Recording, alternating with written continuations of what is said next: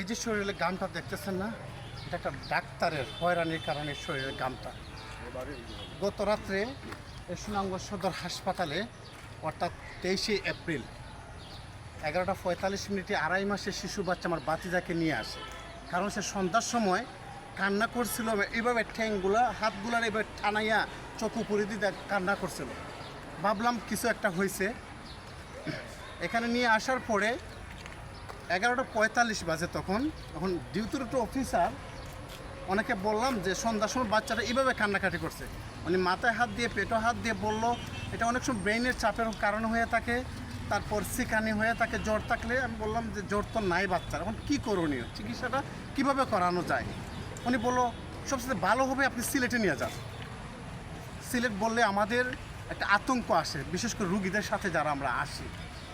বললাম স্যার একটু ট্রাই করা যায় না? কয় না, আগামীকালকে তো শুক্রবার, তো ডাক্তাররা এখানে থাকবে না, তবে আমি আপনাকে সুপরামর্শ দিই সিলেট গেলে খুব ভালো হবে। মনে একটা অশান্তি সৃষ্টি হয়ে গেল, কি সুস্থ বাচ্চা, ডাক্তারে যদি আপনার সিলেটের কথা বলে আপনি অভিভাবকে থাকতে পারবেন, তখন আপনার মাথা কোনো কাজ করে না। তারপর আমি শিশু বিশেষজ্ঞ আবুল কালাম আজাদ স্যারকে ফোন দিয়ে বিষয়টা অবগত করলাম। উনি আমার মোবাইলে ওনার সাথে আলাপ করলো, উনি ওনার বক্তব্য দিল। আবুল কালাম আজাদ স্যার আমাকে পরামর্শ দিলেন যেহেতু উনি রুগীটা দেখছে আপনি সিলেটে নিয়ে যান। তখন রাত প্রায় 12:45 12:30 এরকম মেবি। যাই হোক, যে কোনোভাবে একটা গাড়ি ম্যানেজ করে রাত্রে 2:15 আমি এন্ট্রি করলাম সিলেটে। ওইখানে যে এমার্জেন্সি ডাক্তার ছিল তারা রুগীটাকে দেখে বলল এইটার জন্য সিলেট আসতে হয়, স্বাভাবিক একটা ম্যাটার। কিন্তু কালকে তো শুক্রবার জায়গায় আসছেন যখন, ওই একটা ড্রপ দিল, যেটা আমাদের সুনামগঞ্জে ড্রপ নাই, আর একটা নাপা সিরাপের মতো এরকম দিল যাতে তার পেটের বাতাসটা বাইরে, গ্যাস বাইরে হয়। গত রাতটা থেকে এখন পর্যন্ত আমি ঘুমাই নেই। আমি আবুল কালাম আজাদ স্যার এবং হাসপাতালের ভাইস প্রিন্সিপাল বুরহান স্যারকে বিষয়টা অবগত করলাম। তারা বলছে আগামীকালকে দেখবে।